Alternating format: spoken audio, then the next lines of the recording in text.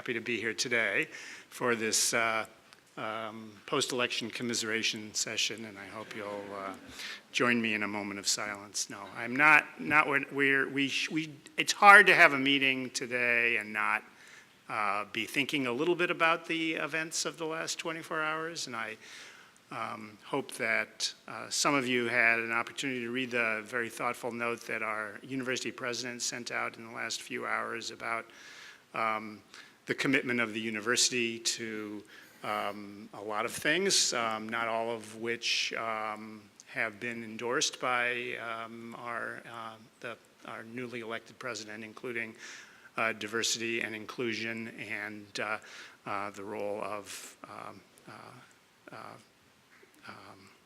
education and academic freedom. So I think those are all very thoughtful comments, and I would advise you to take a look at those thoughts, which I thought were good. I should also take a moment to begin by acknowledging that we are on the land of the Coast Salish peoples, which touches the shared waters of all tribes and bands within the Suquamish, Tulalip, and Muckleshoot nations. And welcome you all here today. And looking around the audience, it's a combination of people that I've known for close to 30 years. People I've gotten to know in the more recent past, and many people that I look forward to getting to know in the years to come. What I won't be doing today is a lot of time with a litany of slides of people's heads and the things that have gone on in the last year. We'll try to acknowledge some important achievements in the school today, but not try to a little bit of a change of pace from what's been done in these meetings in the past. Part of what I wanted to do today was to introduce myself to those of you who I haven't already met, which, looking around the room, isn't very many people actually, so that shouldn't take too long. Review the school's priorities, provide a few updates on things that are going on and some of the key University of Washington initiatives. At the meeting that I was unable to attend, you actually spent a fair amount of time talking about the Population Health Initiative, so I won't be talking about that in any detail today, unless people want to talk about it when I'm done with my prepared comments. So many of you already know me, so I won't spend very much time on who this person is and why he seems to be squinting all the time. I don't know why that is. I have been a proud part of this school's community now since 1988, when I came as a master's student in the SPH program as part of postgraduate training in occupational and environmental health. And after a short stay in the Washington State Department of Labor and Industries, 7 years, I came back and joined the full-time faculty in '97 and have been here as a full-time faculty member since that time, and was humbled and honored to be asked by our provost, Jerry Baldesty, to serve as interim dean after Howie stepped down from the role. And I just want to review, briefly, I am a big fan of the School of Public Health. I think this is truly one of the great schools of public health in the country, and I think we have many reasons to be proud. We're a top-tier school of public health, really, by any measure, and I think if you look around our school and each department and the faculty and the staff and the students, we are, at the top with and can compare with really any of the schools in the country and really in the world. We have the right values, integrity, collaboration, impact, innovation, diversity, equity, excellence, stewardship, and courage. And I should add that these were reiterated during strategic planning that went on under Howie Frumkin's reign, but I want to add that I don't have a current plan to go back and redo the strategic planning right now during my stay as interim dean. And I think we can endorse these, I think, as our values, our mission. We're dedicated to education to prepare outstanding, innovative, and diverse public health leaders and scientists, research to advance public health science and policies, and service to promote the health and well-being of communities locally, nationally, and globally. And I think that all of us in this room can look at those in our strategic plan and endorse them, and I don't feel there's a need to revisit those at this time. I think we're viewed nationally as a leader in many areas and regionally as the top in public health expertise.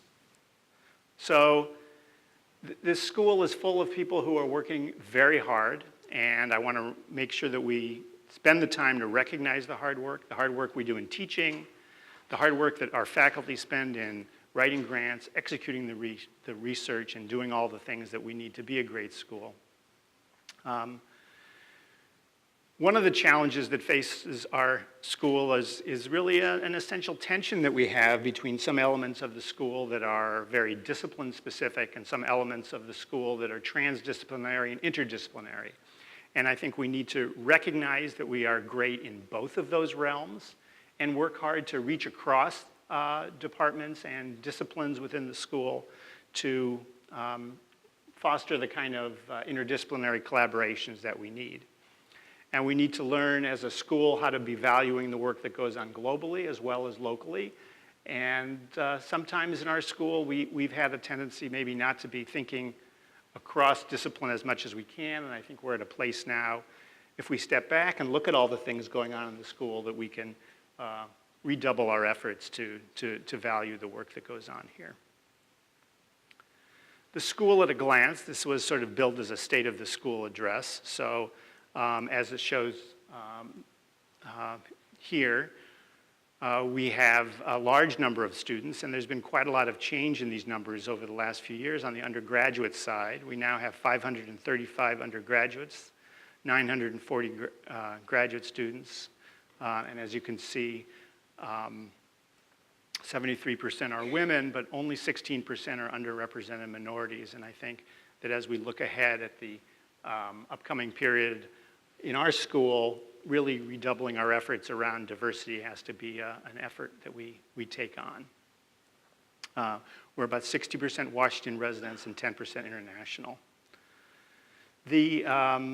There's several things that we are doing to address some of these issues around diversity, and for example, the Department of Health Services has a new diversity-oriented scholarship for students, the Endowed Fellowship for Health Services Excellence, Equity, and Distinction, to provide financial support to underrepresented minorities who demonstrate academic merit, and 5 of these have been awarded this year.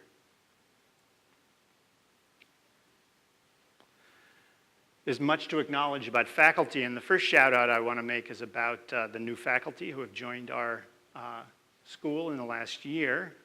Looking around, I haven't seen a lot of these people here, but if you are here, if you want to wave your arms so that people can see you while you're here, we have Jessie Jones-Smith, a new faculty member in Health Services in the Nutritional Sciences program.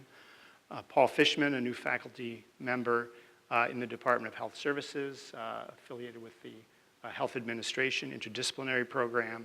Sarah Lindstrom in epidemiology. Christine Kosrapor, also in epidemiology. Anne-Marie Gloucester. Anju Agarwal, Corey Morin, and David Smith. Bradley Waganar, Brian Weiner, Melissa Mugambi, and Nicole Arrett. There's several faculty shout-outs just to make today. One of them is to the SEAL program. I want to acknowledge the Epidemiology Student Epidemic Action Leaders, which prepares graduate students for field assignments at the Washington State Department of Health. I want to give a shout-out to some of the special programs we have, including Ali Rawani's work on gun violence research. Looking around the room, I see Betty Beckemeyer just walking in there. She, in the last year, has been named the new director of the Northwest Center for Public Health Practice.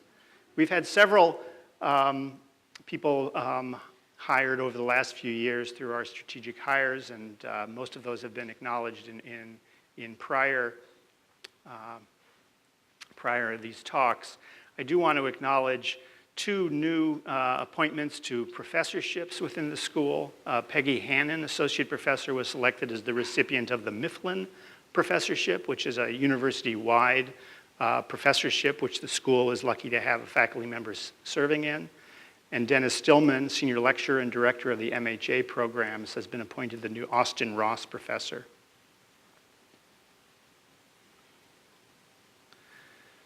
Research has always been a major strength of our school and will continue to be so. Over the last few years, you've been seeing numbers indicating that our research grants have declined along with the decline in federal research dollars for health research in general. And we can see that in the last year, in fiscal year 16, the grants awarded actually grew almost 30%. And most of this was from new awards made to the university.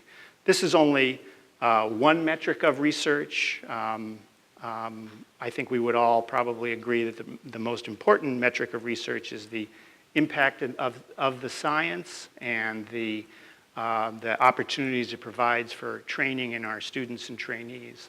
But there have been a lot of big awards.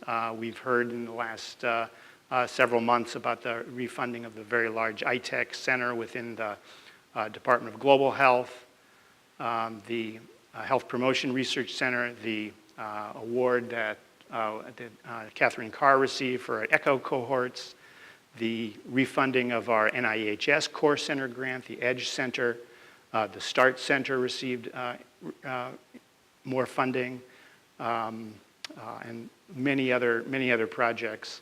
And these are just sort of the large multi-investigator pieces of work, but in addition, the sort of drumbeat of the heartbeat of the school, the regular R01 scale awards, the training grants, the pilot awards, the career development awards, foundation support.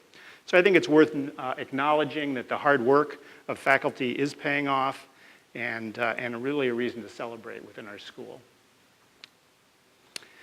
I show this figure. You've probably all seen things that are sort of like it over the years, but it's worth noting in yellow here is the this is for an overall University of Washington budget, how the funding of students of instruction has changed over time. So I don't know if you can see, maybe you'll see it better than I, but if we go back to about the time I arrived at the university as a student, where these are all adjusted for current dollars, really the bulk of funding was coming from the state for funding of school. And you can see that particularly in the mid-2000s through the 2012, precipitous drop in state funding for education at the University of Washington. And what's gone up in the same period of time, and something I think we all have to be very cognizant about, is the increase in tuition that's gone on at the same time. And I think we're at a point now, as you know, in the state legislature in the last year where this was rolled back a bit, but we'll have to see what goes on in the future and be cognizant of the strain that this puts on our students.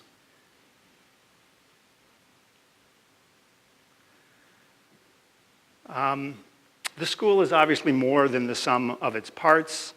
Just to review for those of you who I think everybody here is probably aware, but in addition to the 5 departments that we also have 5 interdisciplinary programs within the school: health administration, maternal and child health, nutritional sciences, public health, genetics, and pathobiology.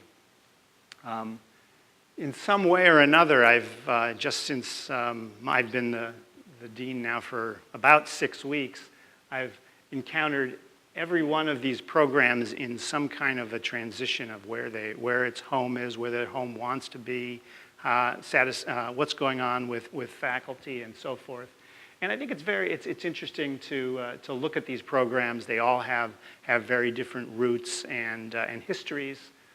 And one of the things that it's clear to me during my time as interim dean is to recognize the importance of those interdisciplinary programs and to look for ways to acknowledge them and have their sort of individual needs called out a little bit more. And so we're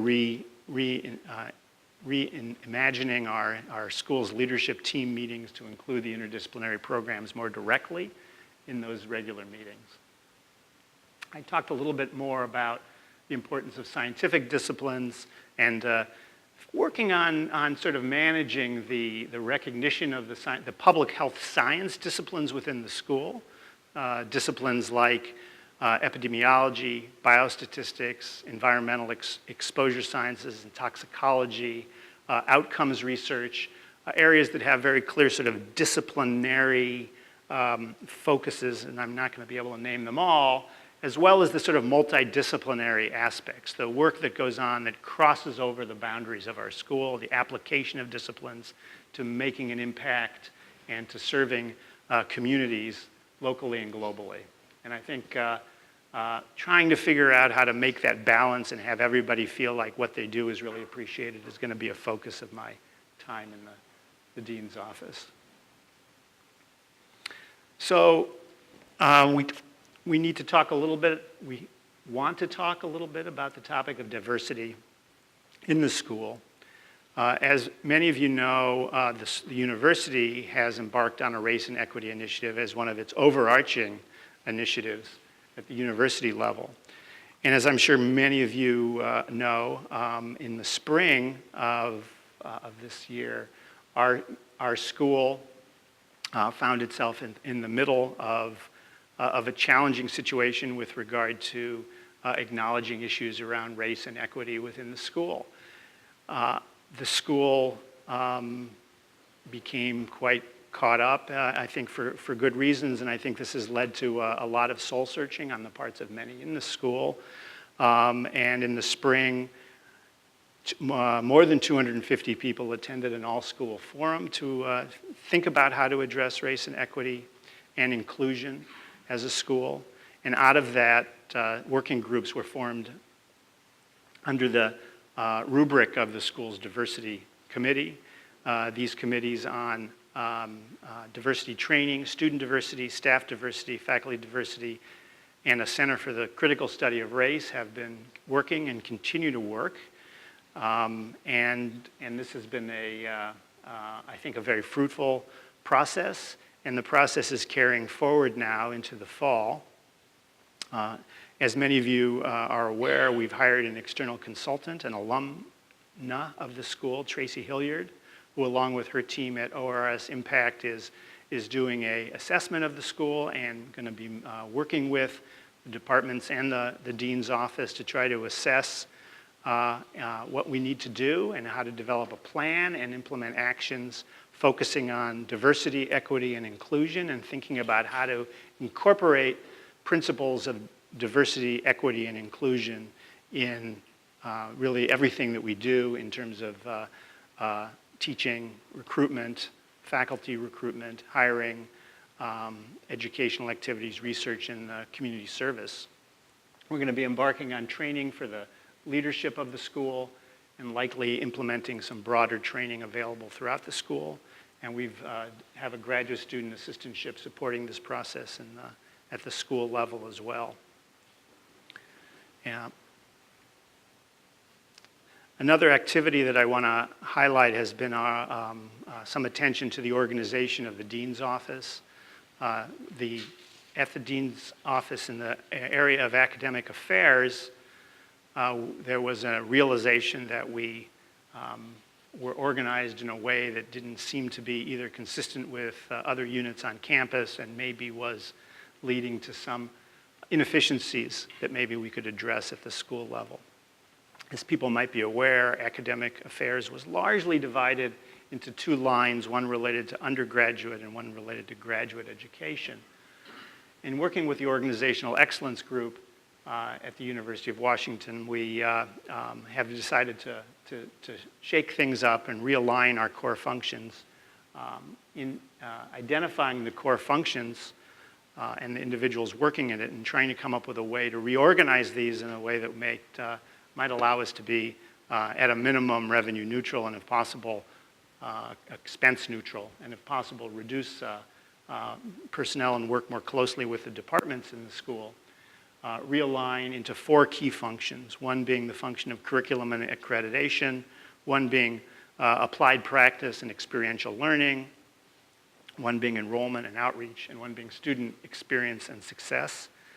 And so we'll be looking over the next bit of time at a reorganization that's going to change the roles of who have been the assistant deans in the dean's office for graduate education and undergraduate education to rethinking this.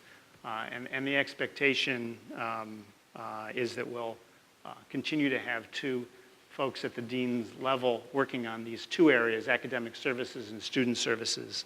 And the rollout of this is sort of a bit of still of a work in progress, but we'll be continuing. There'll be more to go on this. The next major agenda item to talk about today, and I think something that there'll probably be a fair amount of discussion about, has to do with space. And space is always one of the major challenges at an institution like ours. And so I want to highlight what I believe at this point in time are our challenges and priorities with regard to space as a school and what the solutions can be to this. And my basic approach to this has been, and as a member of the faculty council, I served on the building advisory committee and got to work with architects over the last few years on these processes as they were in planning, and came to realize that really there are three huge challenges that face the school with regard to space. One of them is that our school doesn't have a place that has a sense of home, a sense of convening, a sort of a front door to the school. And in terms of recruiting, actually even the best students and recruiting faculty and having people feel like the school is a place that they identify with, I think this is actually, as we were thinking about what buildings could offer to the school, this to me became the most important and sort of thing that we really needed to focus on. The second problem that we have is that there's a diaspora of our faculty, staff, and students. Is that we're divided into more than 20 locations around Seattle. And very few of this division into multiple spaces is by choice. It's mostly just because we ran out of space.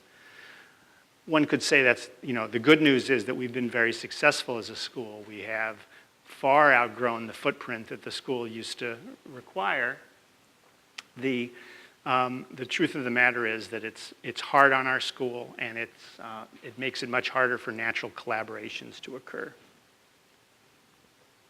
The third problem is, I think that people would agree with, is that our instructional space is inadequate. It's inadequate both in terms of enough space when we need it and where we need it, and in terms of the quality of the space that's available.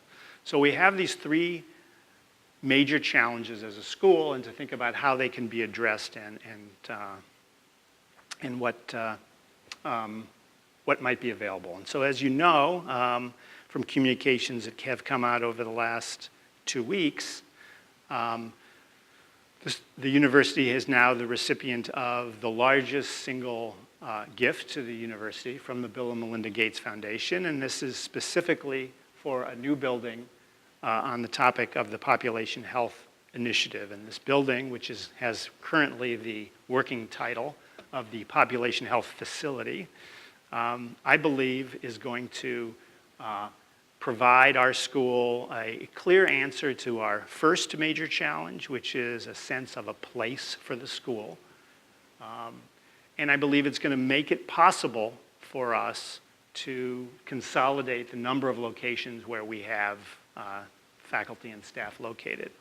Unfortunately, I think there's likely to be very small amount of additional instructional space because the priority is really going to be for working space and collaboration opportunities for people working around population health issues. The good news on that front is that going to the legislature in January is a proposal for funding of the design work for a new educational facility in the South Campus to ultimately replace the T-wing and all of the main teaching spaces for all the health sciences schools. This building, which previously was to be called the Interprofessional Educational Facility, is now being rebranded as the Population Health Interprofessional Education Building to go along with the Population Health Initiative. And I do believe that if this building goes forward, as the university has made it their highest priority for capital planning and development, it will solve that problem, but it's probably a couple of years down the road after the new building. So what about this new building? You've probably heard, you've seen the announcements that came out about this building. And I think there's every reason to be extremely excited and to celebrate the fact that we will have this new home and we'll be sharing it with the Institute for Health Metrics and Evaluation. And the other major tenant in the building will be our own Department of Global Health, which is a shared department with the School of Medicine. And the plan is that all of the Department of Global Health will be moving into them, unless some of them want to stay in existing facilities, for example, at Harborview. The IHME, who are currently located in the Belltown area, will be relocating into this building. And then portions of our school, particularly portions which, well, we don't really know yet which portions, and that's the part that we'll be working on over the next several months. So on this map, if you can see here, you can see the 3 footprints that are currently under consideration for the building. This is the Health Sciences Center here. We're in the tower, so we're about here somewhere right now. And there are 3 locations that are under consideration, marked here as A, B, and C. This one is being called the South Campus location. This one is being called the Central Campus location, and this is being called the West Campus location. For people who are very familiar with campus maps, here is where you enter the university to go into the central garage. This is that main entryway here. Physics and astronomy is here, and this would be a long building. All of the buildings, the kind of footprint we're looking at, is something on the order of twice the size of the Fagey building, if that means anything to you. That's the building that houses genome sciences and bioengineering. This is quite a large building that's being proposed here. There's a lot of work going on right now in terms of assessing each of these sites and trying to figure out what the challenges would be in constructing them. Each of them has pluses and minuses from all concerned parties. Obviously, some would prefer to be down here in close proximity to the other health sciences schools. There's certainly many on campus who would like to see population and health activities more integrated into the main campus footprint. And this, which isn't that far away, has other strengths, including its close proximity to the Department of Environmental Health's laboratories, which are kind of right over here. So this is a work in progress. We'll continue to be keeping people apprised as decisions get made over the next several months. There's a lot of moving parts with regard to this conversation. One of them is that we're currently operating under an older master plan for the campus, which has certain limitations about the sizes of buildings that can be in any of these locations. The university's published a new master plan, which, if it gets agreement from the city, would take effect in 2018 and would allow, for example, much taller buildings in some of these locations, and that might have other advantages or disadvantages depending on how things go. We expect that by January we'll know more or less which the site is going to be located for this building, and we'll let you know when that is, and it's going to go to the regions for approval in April. The interior spaces will include offices, some classroom and meeting space, computer labs, visualization space, and gathering spaces. And at this point, there's not a plan to have any wet labs in this building. The executive committee making decisions about this building consists of representatives from the School of Public Health, School of Medicine, Department of Global Health, IHME, and then, of course, the university's architects and capital planning group. And they're in the process now of sort of taking the proposals to design and build firms to try to figure out, start the process of getting quotes and figure out how much of a building we can afford for the amount of money that's available and so forth.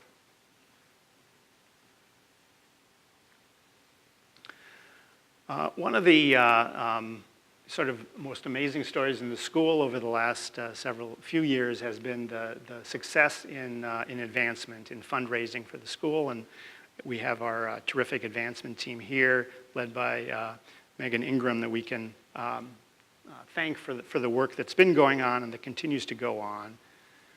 Advancement has been historically not a strength of our school, and I would say at this point we can clearly say that advancement has become a strength, And we're very optimistic about not only the gifts that we have sort of already in the pipeline, but the gifts that we'll be hoping to get over the next few years. In the last year alone, in terms of endowment gifts from individuals, we have $5.7 million in new support, including $4.2 in new gift commitments, $1.5 in matching funds. It's cut across all departments. We have 1 new endowed chairs, 3 endowed professorship, and 1 endowed faculty fellowship, 3 new endowed graduate fellowships, 1 new endowed undergraduate scholarship, and 2 new endowed student support funds. So we have a lot to be thankful for in terms of the support from our community and the supporters of our school. And lots of opportunities. If people have ideas about ways to support the school or people who they think might be supporting, please pass them along to me and our advancement team. Many of you may know that the University of Washington is now in the midst of a major campaign, a $5 billion fundraising campaign, of which the School of Public Health has its own piece of and is quite involved. Some of you may have attended this kickoff event. Kickoff is a funny term because the campaign had probably been going on in the background for a couple of years before the event, but call it a kickoff event on October 21st for the campaign. And now we're in the midst of a new matching campaign for faculty, staff, and retirees to make gifts to the school, specifically to support students. And every pledge of $10,000 or more can receive a 50% match from the university central pool. And you can contact our advancement team if you have any more questions about that. So I have gotten through my prepared comments that I had for today. So at this point, I'd like to open things up and see if people have questions for me or they'd like to know more about where the school is going and what I'm thinking about as in my role. If people have questions, step forward to one of the microphones. I guess the thing that I should have said in introduction while you're stepping up, come on, while you're coming forward to the microphone, is that I was asked to serve in this role for 2 years. I think you all saw the announcement about that. The plan is to have a search for a permanent dean start in mid-2017 with the plan to have a permanent dean after a national search in place by summer, fall of 2018. And because of the duration of this and because of the issues that the provost asked me to address, including things like financial sustainability for the school, race and equity initiative, school faculty and staff morale issues, my feeling is very strongly that this is not a caretaker placeholder role that I'm in. I'm sort of jumping into this role with 2 feet and embracing the role of dean and plan to continue to work hard at it as long as I'm in this job, and look forward to working with you all in that way. We have at least one question over here. Yeah, I didn't completely understand the relationship between the building you were describing for the Population Health Initiative, that I believe is going to comprise most of what the Gates Foundation grant is dedicated to, if I, sort of a second question, I guess. But what the relationship is between that building and the School of Public Health building that had been proposed by Howie Frumkin, and which I thought was far along in its planning, but am I just misunderstanding all of that? Well, I think it's a really good question, and it's true that there was a planning process for a building which would be entirely a School of Public Health building, and an ask was made. So the problem with that was that it was an ambitious plan for a building which almost no matter how big the building was, it wouldn't be able to fit everybody in the School of Public Health. And the proposal was being prepared, and at the same time, a proposal went in from our partner, the Institute for Health Metrics and Evaluation, also to the same source, the Bill and Melinda Gates Foundation. And the foundation basically said, to be totally candid, 2 proposals, work together, make this one building, okay? And that's what we're doing. We're making it one building. It's going to be, and in many ways, it's going to provide the kind of synergies, particularly working with IHME and global burden of disease, to really span some work that has been very distant for the school and provide synergies that we haven't had before. So I think the possibilities in the building are really fantastic. Is it disappointing that our entire school can't move to a new building? Yes, I think that's a disappointment, but I think that the addressing of our sort of core space needs, I think, is really something to be celebrated. And the size of this gift is incredibly large, really, in terms of philanthropy to the University of Washington. And I think we have to mostly be grateful to the foundation for making this gift to population health at the university, and to be excited about the prospect for a new building that will be sort of the home for the school, which is something that I think everyone who's worked in any of our school's facilities would agree is something that we really need.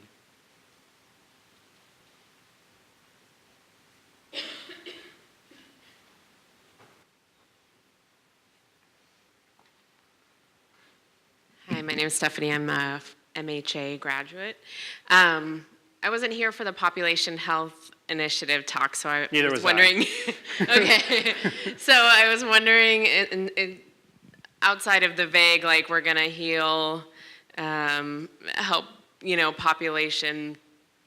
I don't know, help global health population, help heal the world. Goals, which I'm totally in favor of. Are there any more concrete ideas about what that might look like? So what you mean talking about the Population Health Initiative? Yeah. And so I think the Population Health Initiative Executive Council is working hard at trying to sort of pin down what the scope, I mean, one of the major questions is what are the resources that are going to be available, I think independent of what would we like to do. I mean, this is to be a 25-year kind of plan for the university to invest in population health as a focus.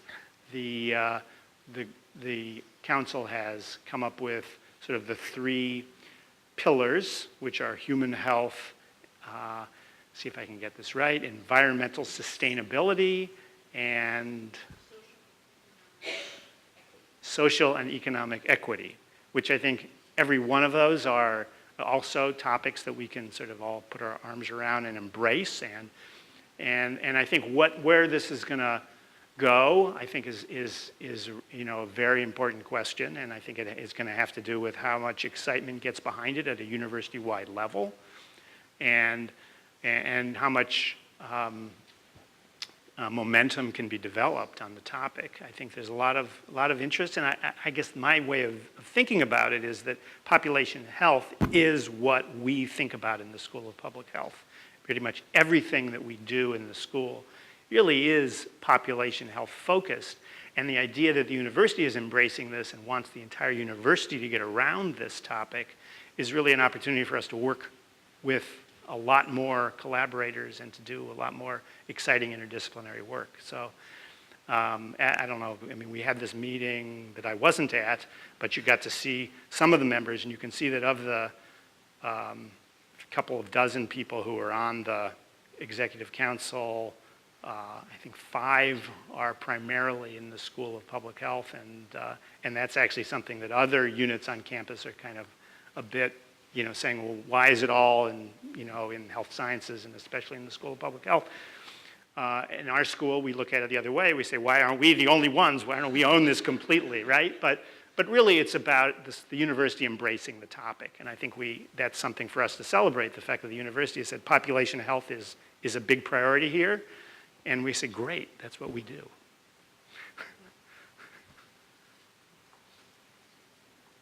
It's very quiet.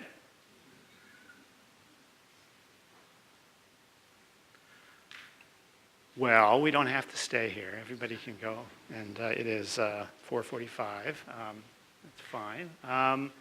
Closing comments. Anybody have anything to say? I'm looking forward to working with you. The handful of people in the room that I don't already know, I'm looking forward to getting to know you. And I think we have an exciting time. Obviously, the election is going to pose some challenges for the school, but we'll take those as they come. So I will be actually sending out a note about the Association of Schools and Programs of Public Health is going to be having a webinar in a couple weeks on sort of what's the impact of the election on academic public health, and I'll send around the information for that if people want to hear that conversation or engage in that conversation. Okay, I'll take silence as